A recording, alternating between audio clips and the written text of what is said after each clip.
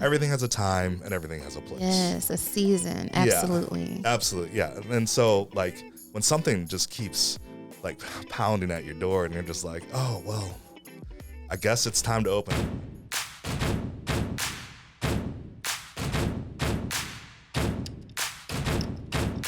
Welcome to the Artist Manifesto podcast. I'm your host and proprietor, Brittany, and today I have a special being with me, someone who I deeply admire and I've had the honor of sharing space with and creating with. So today we have a professional creative with over 15 years of experience in the industry. His work has been featured in Lush Cosmetics, Ford, Chevy, AutoZone, Budweiser, McDonald's, Coors Light, and he's had published work in D Magazine, Austere Magazine, and so much more. Spoon, the Dallas Observer, 40 Creek Whiskey. I can go on and on and on. You've even done Untapped festivals. Yes, lots of festivals, lots of screaming, raging, Oh my gosh. sexy people dancing. Yeah, lots of fun Some fun of shows. everything. Yeah. And OG, you have a bachelor's in music, right? Yes, jazz compositional theory. And where did you go to school? Grand Valley in Michigan. Yeah, In Michigan. Grand Rapids, Michigan. Yeah. So, multi-instrumentalist, a photographer, a creative at heart and soul, the OG now. Hi, everybody. Yes. It's good to be here. It's so good to have you here, and we're going to get into it. So let's start about your story. I know you grew up in Michigan. Tell me more about Little OG. Okay, little OG came on a plane from Incheon, Korea. I was adopted into a family of Italians, actually. So I'm actually more Italian, I guess, than Korean. But they were really good about introducing me back into my Korean heritage and being upfront right away. But so my full legal name would be like Eric J. Namboff, but everybody knows me as OG, and that's my Korean name, and I'm paying homage to the name my birth mother gave me, OG Nam. Wow. And it's been an incredible journey as an adult to kind of understand the inherited gifts that I received from my birth mother, you know, because growing up as an adopted kid in Midwest Michigan with a bunch of, you know, Midwesterners, like I was probably one of 3 Koreans in Pawpaw, Michigan, you know? So it was a lot of finding out who I really was versus what people expected me to be because of being Asian, you know, and I do innately appreciate kimchi and bulgogi, those sweet, sexy sesame nodes, you know, You cannot resist them once you've had them. But I think the older I get, the more I really understand my DNA and where I came from. And it's like this calling that, hey, there's another side of you that exists in this land over the seas, you know, and I've been really kind of exploring and diving and declaring who I am as an artist. So I think OG Nam really kind of encompasses that as who I am in 2025, you know. So I grew up in a little town called Pawpaw, Michigan on the lake, and I like to say I'm from the palm of Michigan, you know, and it was very tranquil and peaceful, and grew up in the 80s, so a lot of our fun was analog, and we really had to, you know, try to use our imaginations to create. We'd break antennas off satellite dishes to be the Ninja Turtles, or you know, it's like your apps were utilities from that you found in the shed or in the barn or whatever. You had to go outside and manufacture them. So I would love to, you know, I don't want to say be the leader of our little community, but our little lake group, you know, we would go tubing and we would go skiing and we create, you know, forts in the back, but we were very industrious with our creativity. And I think that just, you know, has always been a part of what I do. And just really activating people and understanding how to bring someone into this world of like, what do you think this can be? You know, what do you think we can do? And so like when we just start having those conversations and start having that energy, you know, percolating, all of a sudden everybody becomes a little bit more involved and important, and like they don't feel like there's oh, that's for them or that's for the, it's like no everybody, like what's, you know, what are we doing here? And so yeah, and it really wasn't, I wouldn't say I was creative, like until I was like a senior in high school, really. I was kind of like on the periphery of creation of being an artist. I was always put in art classes. I was always put in in front of art. Like I was given piano lessons early, and they taught me like Camptown Races and Yankee Doodle and stuff. And I'm like, this is just, I get it, but I'm like, that's not really what I want to be known for. Okay, it didn't speak to your soul. It didn't speak to my soul. So I dropped out of that. And then I remember one year, I flipped through the JCPenney catalog, and I picked out this it was like the JCPenney guitars, electric guitar. And we'd vacation down at our grandparents in Florida, and I played it out there. And on the way back, I broke the string, and I traded it in for a Game Boy Color. So that didn't last very long, and I wish I held on to that, because it would have been like 5 more years of, playing guitar. But it wasn't until my senior year in that summer, I broke my knee. Like I broke the ACL, MCL, PCL, all the L's. What were you doing? Wakeboarding. That was my real aspiration, was to be a snowboarder, wakeboarder. Okay. I was pretty extreme. I was more physical. I played a lot of sports. I was like the athletic, Okay. Being laid up, and I was gonna play baseball in college. That was my goal. And having that all kind of just vanish like that. My friend came over with a bass guitar, and he started playing "Only in Dreams" by Weezer. Dun, dun, dun, dun, dun, dun, dun. And I'm like, okay. I love him, but I'm like, if he can learn it, I can learn this. And I'm like, but I didn't realize you could just learn like the songs to like play it. Like, and I was just like, wow, you're actually sounding like the radio, or sounding like our CD players, And so I'm like, Mom, okay, I want to learn guitar. So there's a tiny little house, like probably about 2 miles away from our house, called Everybody's Music. Shout out to Jeff Kazubucky. He was like my first guitar teacher, and he introduced me to music in a whole new way. And I think the best approach to teaching anyone anything creatively is to let them find it themselves, or bring it to you. Mm-hmm. You know what I mean? Like, don't push it on them. Don't try to like say this. Like, let them say, I like this. Why do I like this? Mm-hmm. And that's kind of like that extraordinary kind of way that he presented music to me. So he'd be like, bring a CD in. We'll start from there, and we're going to learn I'm going to teach you this through our fundamentals, but we're going to learn, your John Mayers and your Blink-182s or whatever we were listening to back then. But like, I learned music through listening to it, and he'd say, bring a CD in every week. And pretty soon I started teaching lessons there. They offered me a job to start teaching lessons. And like, my first student, I remember it was this like little 6-year-old prodigy. He came in with his Parker Fly, and his dad was an amazing guitar player. And he came with this, he's like, I just want to learn the solo to Black Dog by Led Zeppelin. I'm like, okay. This is my first student. And I'm like, here we go. Like, but yeah, note for note transcription of those solos. So yeah, but that really taught me to like, just really listen to people and like understand like why they were wanting to learn, guitar, or like the different kind of genres of music. Like I really got to dive into, be very voyeuristic in my approach to like learning music and what music meant to people and what also impacted people. And I think as a writer, that's really cool, knowing, oh, they just want to learn the chorus of the song. Oh, they just want to learn that. They just, and so like learning the chord changes or whatever it was that made them want to learn it. I inherited that kind of like, call and response that music has, you know, to our emotions. So taught guitar, went to college, taught more guitar. Then like I had a little break there where I was trying to figure out if I wanted to do life as a musician or if I wanted to be, like I knew I wanted to play guitar. I knew that. I knew I wanted to play guitar, but I'm like, that was the era of like the acoustic, you had your John Mayers, your Jason Mrazes, your Jack Johnsons, everything. I kind of fell in that category, and I'm like, I don't know. I'm a singer-songwriter, but I feel like I'm more than that. But I just didn't find the band, and then I did some work. I moved down to Texas. So what brought you to Texas? Yeah, I actually have that question queued up, so this is a perfect segue. Yeah, I mean, I feel like a lot of my life is just, hop on the train or the plane and take the ride, because life just kind of calls me to these places, and I know when it's time to do it. And it wasn't really a decision that I made. It was a decision that it kind of like was laid out before me.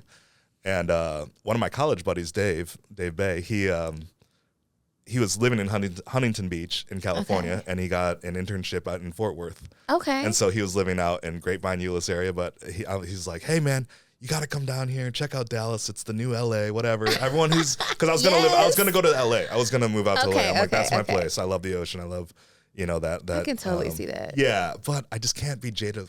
We'll get on that. But I love California. But I wound up in Dallas, and I loved it. I loved that I could see myself in the city, and I knew that I'm like, I want to be in every one of these skyscrapers. I want to know this city. I want this to be my city. Like, I feel like I'm a city boy. I feel like, it excites me, and it makes me feel like there's a lot of potential.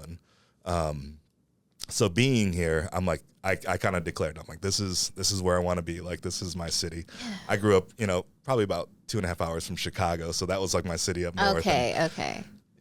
I bid farewell to the cold, and I'm like, okay, well, I guess I'm saying y'all now, and I'm drinking Shiners, and looking for armadillos, and appreciating stars more. And did you think that everyone rode horses in Texas it is before? funny because my whole experience and idea of Texans was built around the show King of the Hill.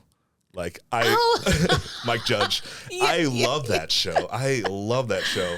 And it's crazy now that I'm down here. I understand what Garland and Arlington and like kind of the influence was, and I see it, and I'm like, this is great. But yeah, that was my kind of expectation of what Texas would be, Dallas. But Dallas is a lot more urban, and I see the Fort Worth influence, and, the cliches. But I love Texas. I love being Texan, and I think I can officially say I'm Texan now. Yes. Yes, I've declared this as my home. We have adopted you. Yeah, I appreciate it. It's good to be Texan. here.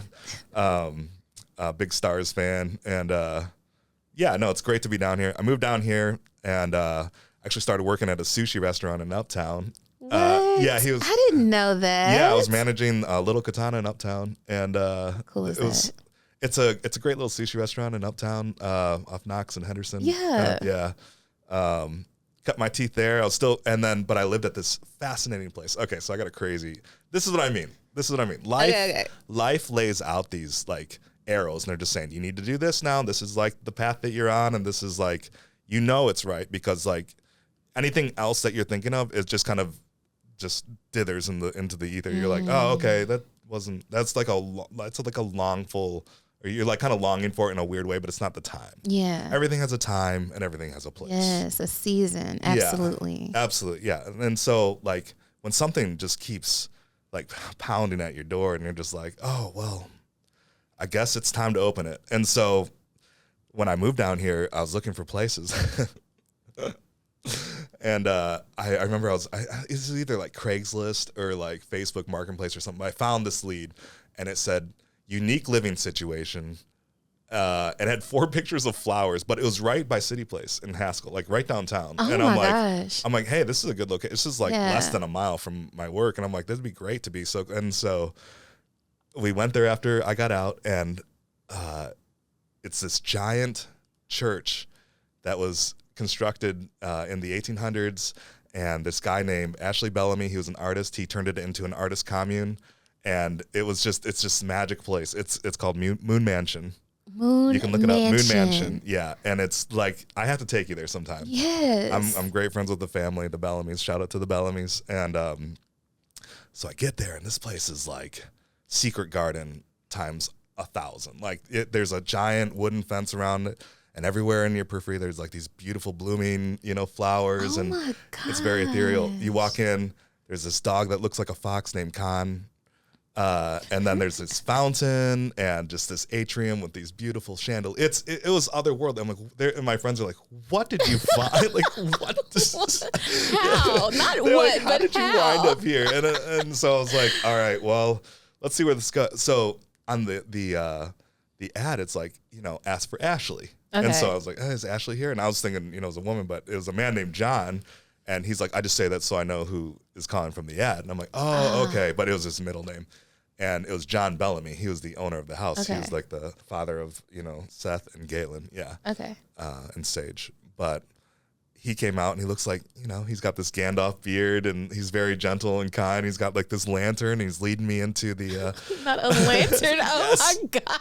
Because it was probably around 9:30, 10 when I showed up, because it was after work, But we walk into this atrium, and when you see a picture of this place, you're gonna be like, wow. I cannot wait. It's insane. You walk into this foyer and it's just a gaping foyer with beautiful sunroom and like it's just beautiful. And his artwork is everywhere. It's illustrious. And you walk into the dining room and it feels like Peter Pan. Like there's so much wood. I mean, it used to be an old church, so it's just massive. The size of it is massive, and his artwork is everywhere. And I'm like, what did I just walk into? Because it was so romantic and dreamy, and just like this was the perfect place for me. Sounds amazing. Yeah. But he gave us a tour of the place, and like there was some rooms there and there, and he's like, but I do have one other room. It's the bell tower. And I'm like, I don't even care how much. I just want it. Sold. So yeah, I lived in the bell tower of Moon Mansion. That was the first place I ever lived in Dallas. Oh And my gosh. that was really quite a defining moment for me, because I remember being a part of Moon Mansion and really kind of getting to know Dallas through being the Quasimodo, or the Dallas, the guy who lives in the bell tower of that crazy such a church cool over there. story. Like, it was such a Garden of Eden for your creativity, and you know, it was such a safe spot for me to be an artist here, blooming. And I have so much respect and love for all the artists that came through there, and it has a rich history of artists that have come through there. And I've gotten to know so many of my friends that I'm still friends with today, and that have done so many amazing things today, that have lived there and gone on to great things. So it's really cool to know that was like that was the first place I found in Dallas. You know, it found me. I like to think it found me. You know, Yeah. so I lived there, and then I moved to LA for a little bit to do some production. Really cut my teeth as kind of more of a sound engineer, and just producing artists in a way that was more on the back end rather than like being the singer songwriter. Like I was working with them, helping craft songs and doing some work camps and stuff like that. And what led from being at the Bell Tower, in this beautiful artist community? How many artists would live there at a time? Like, I'm so interested. Yeah, sorry, I jumped over that. I'm like, wait a minute, I want to talk about this. I have a lot of stories, Brittany. Yeah.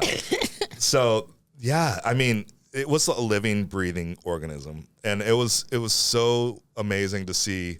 Every year there used to be this amazing Christmas Eve party every year. Like it's the place to be. I love Christmas. It's the place to be, and you have just an amazing assortment of people. Like it could be anyone from like, you know, socialites from Highland Park to these teenagers from down the street to like, you know, hipsters in West Village, and you know, like maybe a homeless guy that everybody knows. Like it was just, but then there's drum circles and everyone's bringing gifts, and just it was just such a communal experience. And you know, the Bellamy's opened their home pretty much to everybody, and like I would come back and just feel like a king and be like, oh, I'm just going up to my room, the bell tower over here. Yeah. And so like we had like, you know, the party was down there on the main floors, and you go up to the attic or the bell tower, and that was like, okay, you are like the OG Moon Mansion VIP. Yeah. It was such an amazing time, and it's crazy even just thinking back to it. Like, yeah, he brought up a lot of memories. Even the light, you're glowing now, just reminiscing about that place. So you know, when we you're gotta in go. those moments, you have to soak it up because it stays with you for so long. It's such a safe place inside of me that I can always channel, and it's just a part of who I am. You know. Like, yeah. So okay, how did you go from Dallas, living in the Bell Tower, to sound engineering in LA and working with artists? Like, what was the connection? Who did you meet? Like, tell me that part. I want to. So I was playing a lot around Dallas, just doing the club scene and playing some open mics and just connecting with the music scene out here. And I met a couple people. One of them was a manager, and he brought me out to LA to introduce me to Interscope. Okay. And so I started doing some production at Serenity Sound out in LA, and that was like, I think, was it Godsmack or Korn or something? It was their studio, but like, we were just working out of there, and we were working with like Snoop Dogg and some Shady Records people. But it was so much fun just being in the at that caliber, because like when you're out there and you're in LA, you're like, okay, I'm doing it. This is you're here. I You're have in the no Mecca. Excuses. I'm coming fully loaded. I'm ready. This is the prime of my life. This is it. And then I realized like, this isn't it. Like I realized how much more there was to production and how I wanted to be at the top. I'm like, all my influences and everyone that I loved weren't just musicians, they were like producers. And they were, I saw the way they would orchestrate artists, and they wouldn't, a lot of the work wasn't in front of the microphone, it was behind the scenes, prepping them, talking to them, getting them into the mindset of what they're doing and really activating them. And I'm like, that's me. Yeah. I'm like, I need to be that role. But I was just soaking it up, watching producers work and walking through like, you know, the streets, thinking about like, okay, well, if I'm a producer, then like I see it now. Cause like, I mean, it was just a calling. It was like leveling up kind of, you know what I mean? I'm not just a songwriter anymore. I'm not just an engineer. Like I want to produce artists. I want to, and not just in music, that came a little later, but like I realized music was my foray into being a multidimensional artist, I guess, you know, or producer, you know. So, okay, I have so many places I want to go with this, OG. I want to really touch on something that you said about your being in the specific location that you were in the level of caliber that you were able to see, the level of work. If you're a novel, you know, you're just starting off, taking it seriously, your artistry serious, what are the differences? What did you notice that took them to the next level as far as like being at the upper echelon of artistry? In terms of like when they're realized, or when their work is like, I mean, there's the work that they put in, okay, just those parallels. So because this podcast, of course, we talk about being an artist, but it's really to help inspire those. Because, you know, with artistry, you don't go to school for 4 years and then there's this path laid out like a doctor or a lawyer. You could, but it's not. It's all inclusive. That's the way I look at it. There's so many different paths. So, you know, even with myself being an artist, I'm always interested to know, okay, what could I be doing that I'm not doing? You and I have had that conversation about me being a stronger songwriter through just learning music theory, and you're teaching me that. So like, what are these artists doing that separates them from being a novice or everyone else? I'd say the biggest difference for me when I'm around an artist that I can tell they're very calibrated and very seasoned is they're focused and they're understanding what reality is, or the moment, or whatever the topic is. They're very honed in on that emotion, or that they have so much presence. And it's, you know, when I'm around newer artists that are very overzealous and excited to prove themselves and have the talent and have everything else, I'm like, but listen, you're not present right now. You know, because a lot of times when we project who we are, or we project our talents, or we project what we want, I'm like, I feel it, I know you want it, but live now. Like your life is what you're writing about. I write when I don't have the guitar in my hand. I reflect when I have the guitar in my hand. You know what I mean? Like, yes. I don't pick up the guitar and I write. I just reflect. I'm just going, because I know if I live fully without the guitar, like I have so much to write about. Yeah. And because I'm present and I'm not trying to like think about playing. It's like, I know I can play. I know I can perform, but I need stuff to feel when I'm in that moment too. And so that's why I have like an infinite well to draw from. Yeah. So usually when I'm meeting artists and I know like, hey, let's create, I can kind of tell by the anxiety or like how much pressure it is to perform or put on. I'm like, you don't need any of that. It's just draw from like, you know, the calm and collectiveness of like taking in where you're at, what's going on. Yeah. What do you have to offer the space? Does it need anything?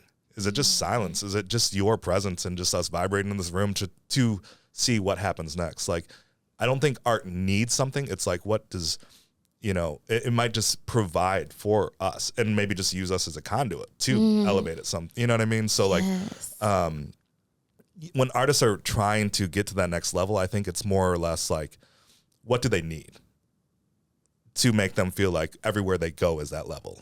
You know what I mean? Because you don't need to, there's nothing that happens. I'm always feeling like, oh, I could also, you know, and there's deadlines and there's constraints of like, hey, you need to make this long and this tight and this color and this size and this format.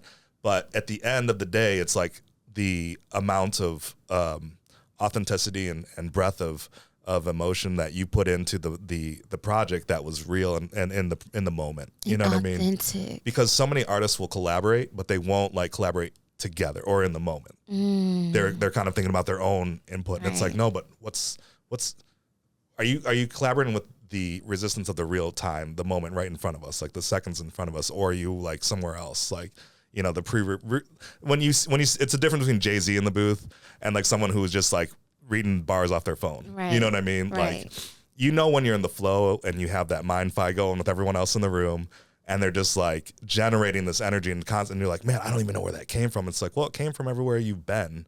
Yeah. That you were like living, breathing, and feeling, and not running from it, and not disassociating from it, but feeling it.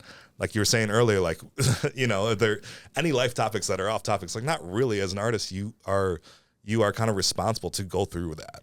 Oh my gosh. You know? Yes. I was just having this conversation. So OG, I got to interview LaToya Oh, amazing. just last night. Yeah. And we were really talking about the responsibility of artists and how we create, and it's normal for us to think that it's about us. You know, we're creating for ourselves. This is what I want and this and that. But really where the rubber meets the road is, as an artist, you have to create so that you inspire the next person, because you never know what great mind that you might spark the flame of. So some artists, they hold it in, or they're just afraid to release their work, or afraid to be seen. And it's like, once I realized like it's not about me, the level of freedom that came from that realization, like, oh, it's not about me. Like you said, it's about being that conduit. Yeah, and just absolutely letting it flow. Yeah, 100%. There you go. Oh, yeah. I just love that. I think, you know, exactly on that point, like, you know, being conscious of your audience is important, and it's important, like when especially when you're writing something a little bit more structured, or, you know, for corporations and stuff, like they want a specific demographic for it to affect, and you can be poignant with your art, but also like when you're experiencing, you also got to catalog that stuff, so you know when to pull from that well, or when to pull from that file catalog. So if you want to write a sad song, or if you want to write something relatable to that demographic, you can be extra potent. So, you know, I think when you're writing with the intention of a certain audience, it can, you know, if you're in that mood to write that, then but you really need to have a catalog of those experiences as well, because if you don't, you're kind of like Pinteresting, you know, your ideas, and they're a little, I don't want to say superficial, but they're not as deep as the ones that you're feeling like, you know, Adele sing on 19, you know, you're not turning tables, you're chasing pavements, you know, like it's something that hits a little harder when all of a sudden there's a little bit more metaphor, and there's the adjectives become a little bit more personal, and you're like, oh wow, I feel that 2x4 on the car, you know what I mean? Like there's a little bit more rubber on the pavement on those ones. So I think really that's what I'm saying, like the grittiness of life, when you're feeling pain, and you know, when you're feeling whatever you're feeling, feel it. It sucks sometimes, and it feels great sometimes, but there's only such a range of emotions that we can go through in this human experience. And it's like seeing the sunset and seeing the most beautiful beach, or seeing, once you've seen it so many times, like that's it. And just same with sadness, that's it, you know. So you can fill that up, but you don't have to stay there. Just put it in that catalog, you know what I mean? Like some people, like they suffer, they go through this, and it's like, you've hit it, you know it, that's it. It's familiar. And, you know, I'm not trying to lessen the blow, but it's like there is a silver lining to it, you know, and there is also, you know, I like to think there's an Achilles to everything. So like even your sadness, or there's always a yin and yang to everything, I guess, you know. So always look for the other side of it as well, because you're almost reaffirming that understanding of the other side as well, you know. Everything feels a little bit more refreshing after you've been out in the sun all day, you know. So. Or it's like when it rains, and then when it stops raining, you appreciate the sun smell and the sun. You're just a little bit more present with all that. Yes, absolutely. Yeah. There's something else that you said that I really want to draw on, and it's something that I don't know if this is just an American thing, but we tend to have this obsession with youth when it compares to artistry. And I personally feel like the older I've gotten, living those experiences, feeling those emotions, I'm a more powerful writer now than I was when I was 7 years old, Sure. writing, Yeah. trying to write R&B at Yeah, 7 yeah. years old, So why do you think that is? Why are we kind of obsessed in a sense with youth when it comes to art, but also knowing that art it just gets better? With You also more notice, like, experiences. sorry, on that note, like, I think I see what you're saying, but also I think, like, it's a performative thing. A lot of that is, you know what I mean? Like, the stage presence, the charisma, the chutzpah, whatever it is that makes the youth feel so attractive to us that we're like, wow, that's the next thing. That's the person. But look at how many writers are in the room helping With craft that that person with that experience that are making Mm. them sound a little bit more refined, because it's very rare that you meet an artist that you're like, they say old soul a lot now, it's kind of a trope, but look, when you see someone that just has it and you're like, wow, how many generations has this person lived? And you're how old? Like, Yeah, it's like, yeah. well, my dad got run over by a tractor and mom, she just couldn't catch enough fish, and like now we're like, it's like, wow. Yeah, I'm sorry. I just like got locked out the other day, but and then my Wi-Fi, whoa, it went out for like First 10 world minutes. problems. Like, yeah, but yeah, I mean, I think we're attracted to that youthfulness in artists because they have that vigor and they have that incendiary, energy where they're like ready to perform, and they're gonna put on this show that you're just like, wow, that was intense. But I want you to feel more than just like excited, like in that moment, like a firework. Like I'm looking for someone that can be like having that conversation in the car ride home, and you're like, wow, that was really deep, and I didn't, I want to know the youth's perspective. I want their identity to be in songs, but sometimes it gets, sometimes there's like there's a lot of pressure for a performer nowadays to put performance first, or put the persona first. You know what I mean? And like, more than the persona, more than the performance, I know you can perform. I know you're beautiful. I know you can dance. I know you're the full package. Right. But now, like, let me relate to your life in this generation, in this era. Like, what struggles tell me a real thing. And then I feel like writing has been a little bit more creative with the songwriting and how it's become a little bit deregulated in the music industry with like modern production studios being home bedroom studios. Yeah. And like, that's been great having, a lot of emerging artists come out and just create stuff from their bedroom where you're like, this reminds me of Elliott Smith, where it's just, it'll make you cry just because he's playing, he's playing on a TV show in the morning, and you're like, wow, I didn't realize you're going to hit us like that. Right. Like that's the kind of thing what I want, where someone is performing and you're not like just clapping because there's energy in the room. You're clapping and you're crying and you're like, wow, I don't even know why I'm thinking about my grandpa right now. Right. But Just the like, feel. yeah, it's feels.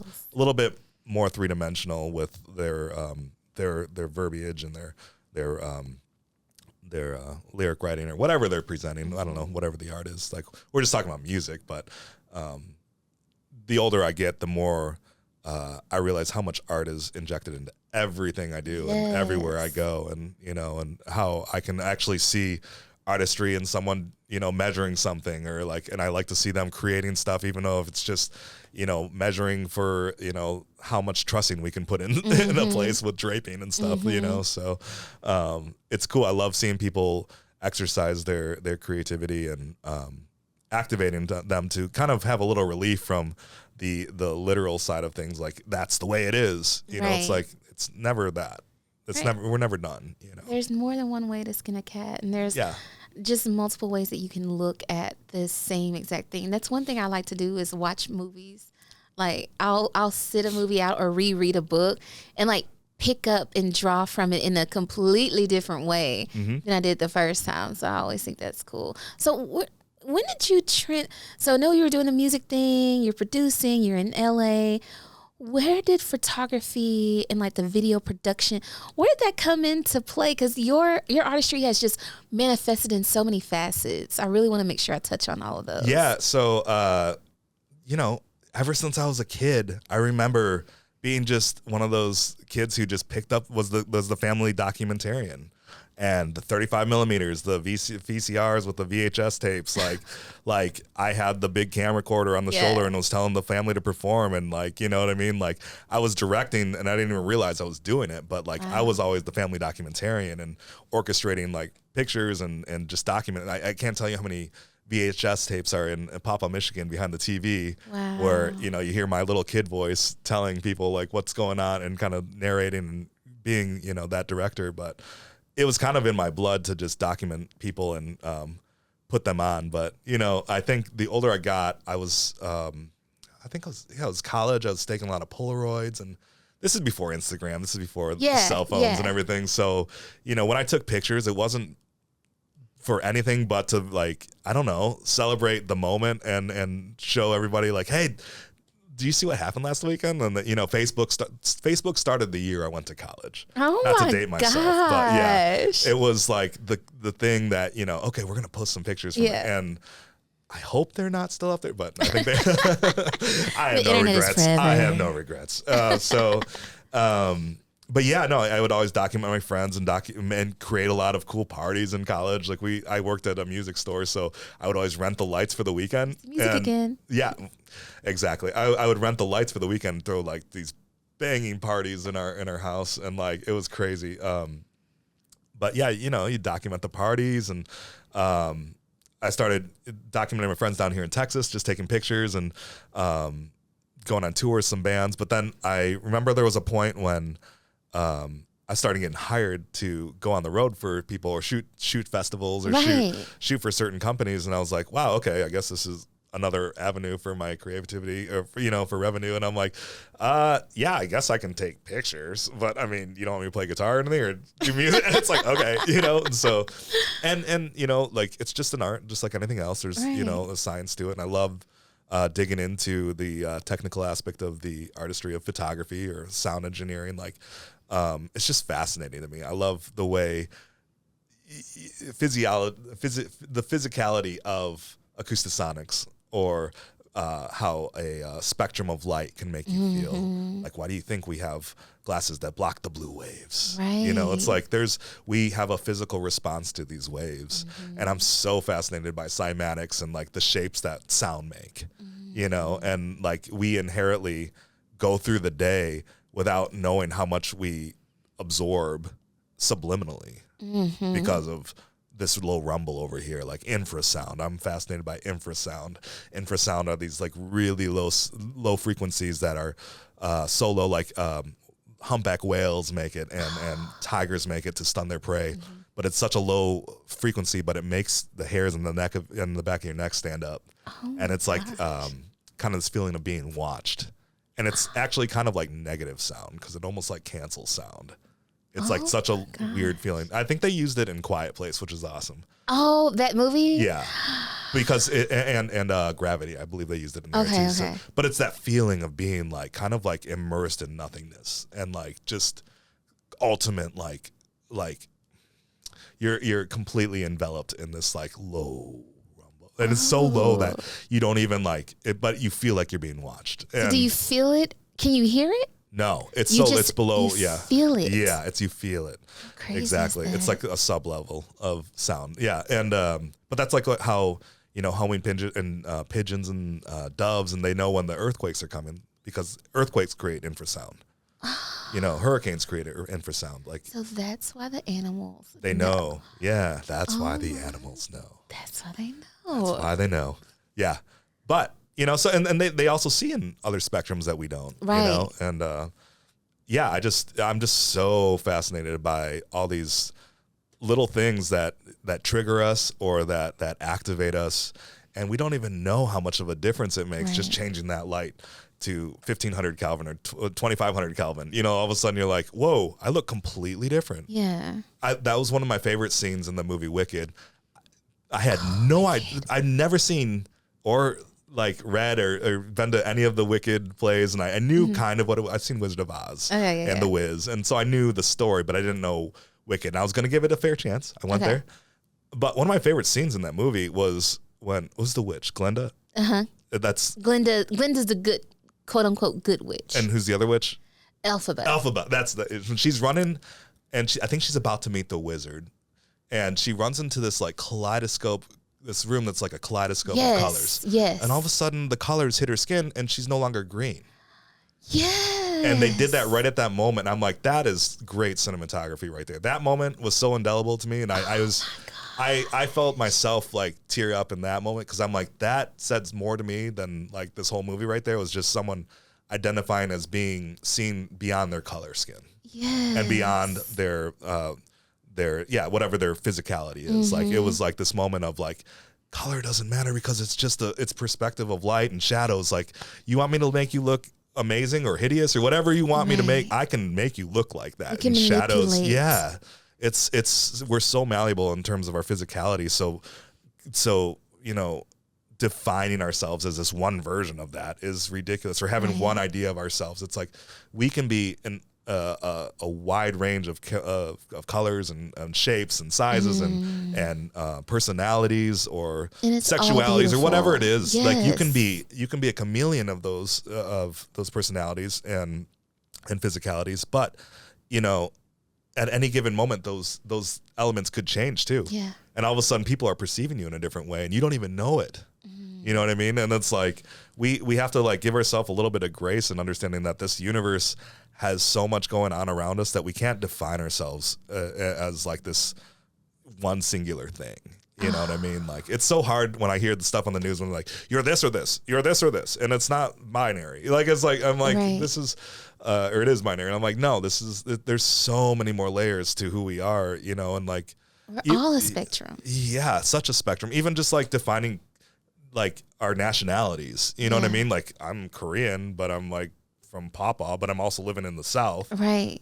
So you know? many different intersectionalities. Yeah. Spent time in London and, you know, like, and like LA, and it doesn't matter like where you go, there's like different perspectives of what you should be. And like, it could be across the street even, and people think you should be different over there. Right. And have a completely different set of worries, you know, than you thought that your other neighbor had.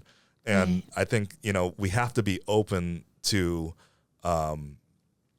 that we're going to be perceived in all these different ways. There's no set way. There's no black and white. There's no, you know, one or two, like or 1 and 0. Like there's so many other, it's quantum. You can be all these things all at once. Infinite. Yes. Yes. Yeah. I know the last photo shoot that we had for Cherry Pie, there's something that you said that just stuck with me. You said it in passing. It wasn't like you were just dropping the bar. You just said it and we moved on to something else, and I got home and I was sitting with it for a while, and you told me, as an artist, it's important for us to politically to know exactly where we stand. Yes. And be vocal about where we stand. And that hit me I think I will take that with me everywhere I go. And it reminded me of something that LaToya says. She says, you know, Brittany, you can't be afraid to piss people off. You're going to. There's such a spectrum of emotions, like I said. You're going to. It's inevitable. Yeah. It's inevitable. If you don't, then you're doing something wrong. Right. You can't please everybody. You can't, and you're not supposed to. Exactly. Like, yeah. But you know, like I said, like it's going to feed them as well and make them feel the others. So, you know, yeah, exactly. I think more than ever, it's more important for all of us to really declare our identities as who we are, because right now we're being lumped into this category of like, Americans are this. Right. You're straight white male, or you're like, worthless. Even just American. Like, what does that mean? Like, well, tell us. Right. Be you, but don't be lumped into this thing of like you're this on paper. But it's like, no, like really be vocal and create and be. And that's why I was saying, like, declare yourself an artist. It's something when that's another thing when I can tell someone who's kind of having their foray into artistry and saying, I don't know, I feel a little creative and I'm feeling this. I've been knitting on the weekends and singing at the club. I'm like, okay. You feeling the bug? It's like, declare yourself an artist now. Yeah. Do it. Now you're an artist. Do it. You are an artist. Declare it. Wear it. Embody it. Be confident that you are that. It's okay. You're not going to get fired from your job. It's okay. Right. Like, you can be an artist. Like, it's not you as it's of not now. This taboo you can thing. still, Like, it can be, you know what I mean? But if you make it can it be that provocative. way, Yeah. I mean, and what the provocative thing about it is that you probably haven't done it before. It's been done uncomfortable. before. Like that's the thing about, there's so much stuff going on around us that has been done before. Like the craziest thing you can think of has been done before.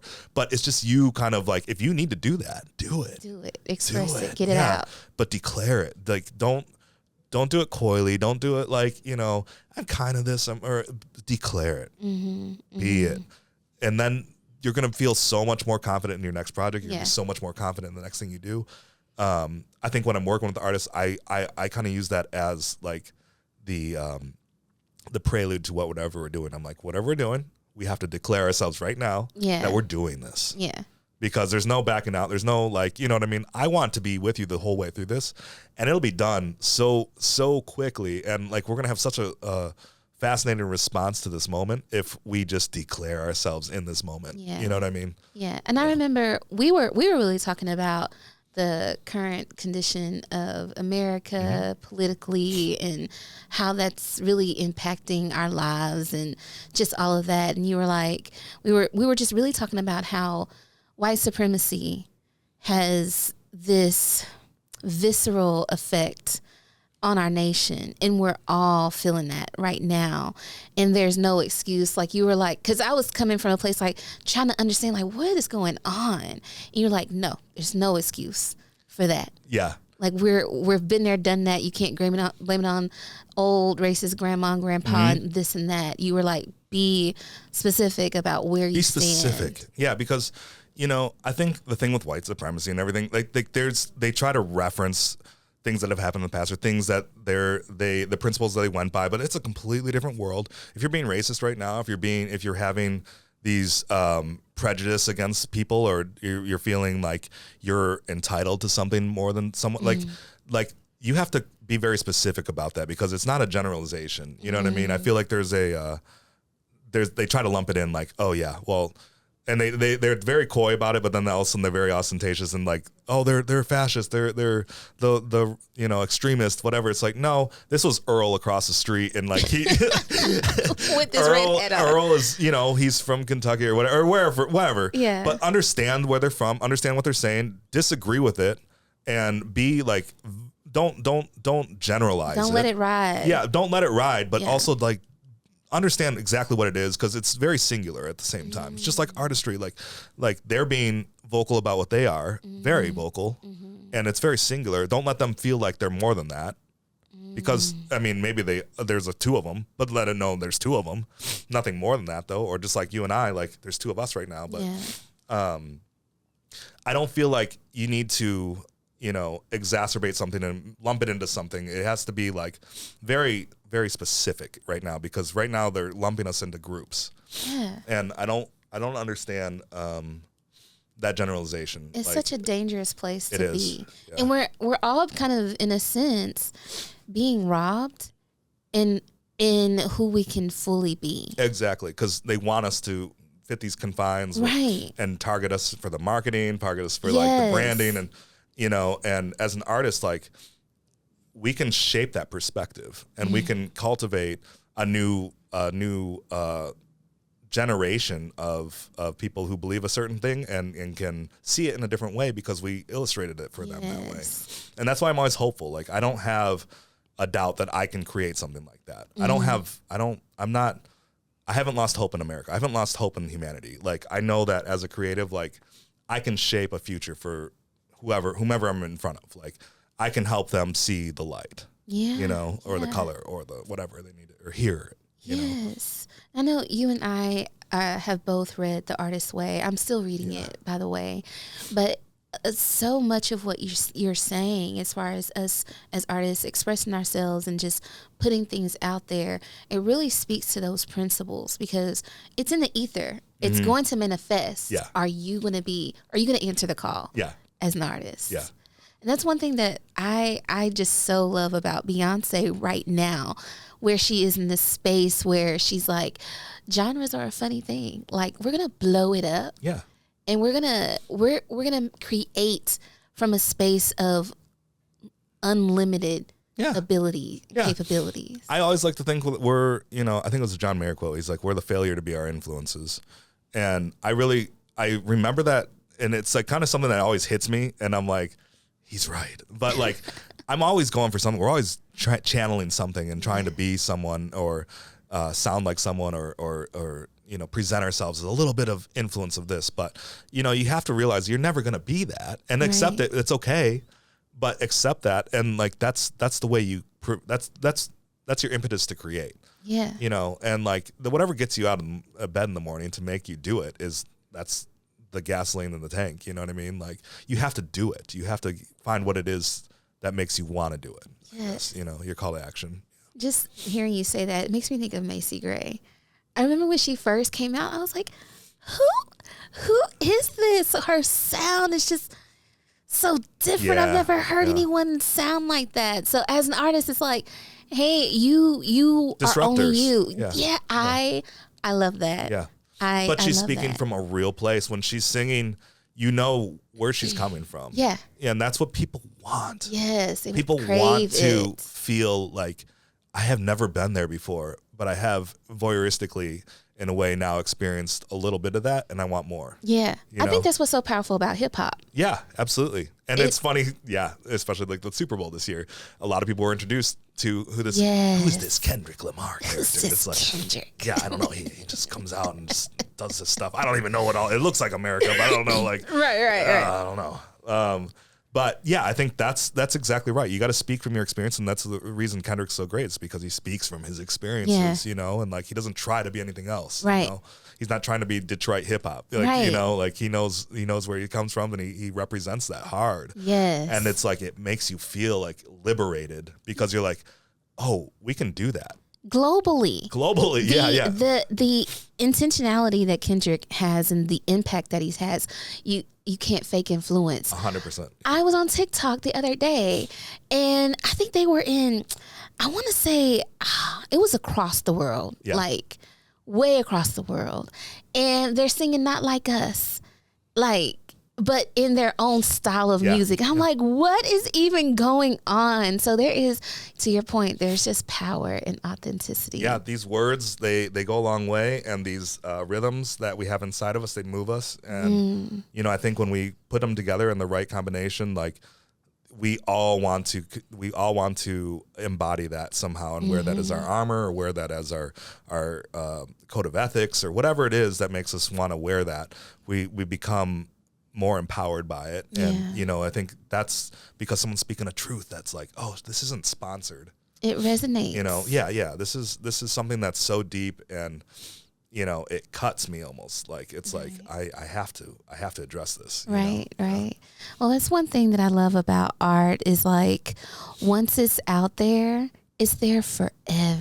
Mm-hmm. And to me, I feel like art, music, art in any facet, medium, is like a portal. Mm-hmm. I can hear a song from my childhood, and all of a sudden I'm 5 years old again. Yeah, like I remember that, like the ice cream song. Yeah, you just transport into this other place.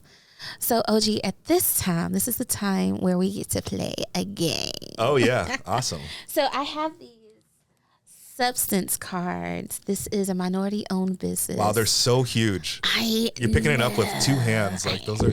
Oh man, these things are massive. You could see these. Oh, I guess they can on the screen. There's a few categories. I'm playing with the optics of the listeners here. So there's a few categories here. We have Mind F, we have vulnerability, and then the last one. A few. The last one is intimacy. So which category would you like to pull from first? Let's go Mind F. Mind F. Okay. Yeah, it's Friday. F is for Friday, right? F is for Friday. All right, you pick. Okay. Let's go this one, just because it's the other middle one. All right. Do I have to read it or what? I'll read it. Okay. So, how would you spend your last day on Earth? Oh, man. It's crazy that this came up. I was literally thinking about this the other day. I'm like, it's crazy how we plan where we want to live, but we don't actually think about where we want to be when we die. Like, that's not like a thing that we really think about. And I was thinking about that. I'm like, where do I want to die? It's uncomfortable to think about. It is uncomfortable, but it's also like pleasant in a way because you're like, you're going to. Right. It's so inevitable. Why not find a place that you want to die? Like, I mean, it's a conversation you need to have because I don't want to get to the point where I'm like, oh, shoot. No, I don't want to die here. No, don't bury me here. Don't bury me here. Yeah. So like, So where would you be, and how would you spend wait, that what day? was the question? Where? How would you spend your last day on Earth? How would I spend my last day on Earth? Okay, man. You can tell us where you want to be too, and what you're doing. Well, visually, I'm just seeing myself somewhere so serene and full of nature and full of life because I feel like nature just really, really invigorates me. Maybe having my toes in the water one last time somewhere. Probably, I'm going to throw it back to where I grew up at in Papa, Michigan on the lake. Like, there's somewhere very sacred inside of me called the middle of the lake. And I have so much reverie and sanctity there. And it's this calm and peace in the most placid water that you almost have to push onto it because it's so still. And at night you can be in the middle of the lake. There's just the stars and the universe around you, and you're so balanced. And like, I know how deep you can go. I know there's no waves going out, but I can feel the waves coming in.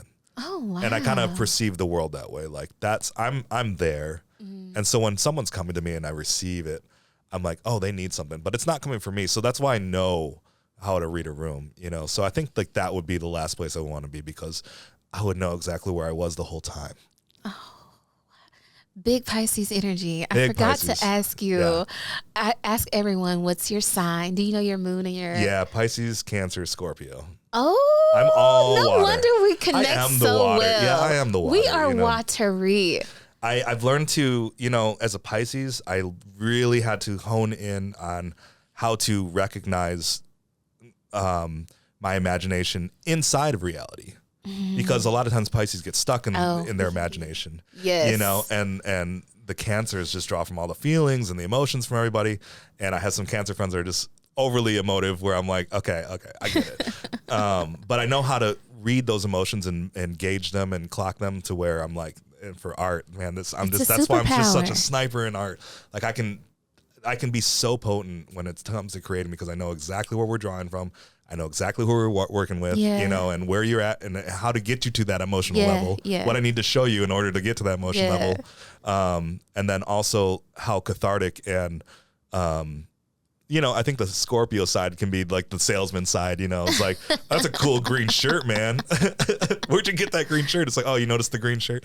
Okay. Yeah. That's the Scorpio side. But, the Pisces side definitely has been, that's the OG. That's me really understanding the artistry of like who I'm here, declaring myself as an artist and what I'm here to do. Yeah. And it's so abundantly clear as a Pisces that Yes. it's like, oh, duh, you're supposed to be an artist, like what's like the first thing all of the descriptors say for the artist, it's like, or the Pisces. Yeah. It's like, oh, you're creative. We It's can't help it. Yeah.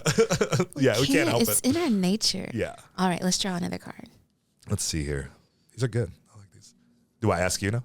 Is this You can ask me. okay? You change it up. Okay. I'm Brittany. scared. What advice would your older self give you right now? My older self? Your older self. Ooh. I don't know how much older. We can go old. Like, Since we were talking about the last day on Earth, let's go to my last day. Yeah. I would tell myself, just do it. Don't give two F's about what two Fridays about what anyone will think, say, because the last thing I want, this is what I'm terrified of this. I'm terrified of having regrets my last day on Earth. Yeah. I want to be able to say I lived fully, authentically, that I expressed my art, that I left nothing on the table. Yeah. Like I did it all.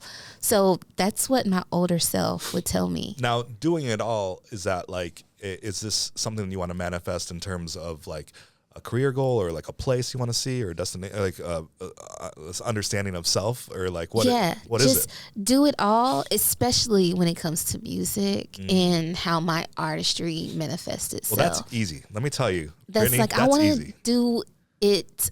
I want to just. You are doing it. I know, and that's why That's I what would I'm here just to relieve you of go. that pressure. Like you are doing it right You're now. right. So you just have to realize it. Yeah, I'm her. I know I'm her. Yeah, you are her. I'm her. And that's that's what I'm saying. Like realize Yeah. it because like it's not. You don't have to be on your deathbed to say, "Oh, did I do it? It's like, no, you did Yeah. it this whole time. This whole time you were doing it. And the thing that I was worried about was like, oh, but I want to do it on Mars. And I'm like, well, there's some variables that need to happen in order for you to do that. And that's wishful. But like these things like of self-realization and this declaring of, or feeling like you needed to do something, like you already are. You already are. Yeah, just realize it and embody it, and like Yeah. let that give you some serenity and not feeling like you have to do that still. You are doing it, and you're just kind of expanding upon that and deepening. You're going deeper into the lake. You're letting yourself be more comfortable in those places. And I think like our bandwidth for emotion and creating with deeper places and being more vulnerable and being more susceptible to opening up those doors that were like kind of like resistant against opening. Like once you go through those, that vulnerability is your superpower as an artist. And so having yourself declared as an artist and having yourself realized an artist, you could have that coat of armor that you can go through those doors. I love that. Because you're supposed to. I'm supposed to do it. You're supposed to feel that. Yeah.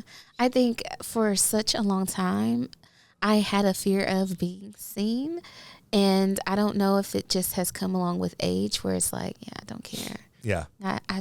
I'm doing this. Well, I mean, is it being seen or being heard, or is it just your presence is afraid of being visible? Or I really think that little Brittany, like coming into this world, my light was just so bright. I was just me. Just, hello world. Yeah. But I believe that the societal pressures, what's considered beautiful, what's considered, acceptable, all of these things that the world just kind of puts on you, I feel like that suppressed that light for a bit. But I made it to a space where now I'm back to my original form. Yeah. Spiritually. Good. I mean, you're beautiful. Let me get that off that. I don't know if you can listen. She's beautiful, but beauty is something that it's so funny because the most beautiful people that you'll ever meet, they wear their artistry with such confidence because they know they're important. Their art is the most beautiful part about you. It is. It doesn't matter what I look like. If I just roll out of bed and I know that I'm creating, I'm like, I'm beautiful today.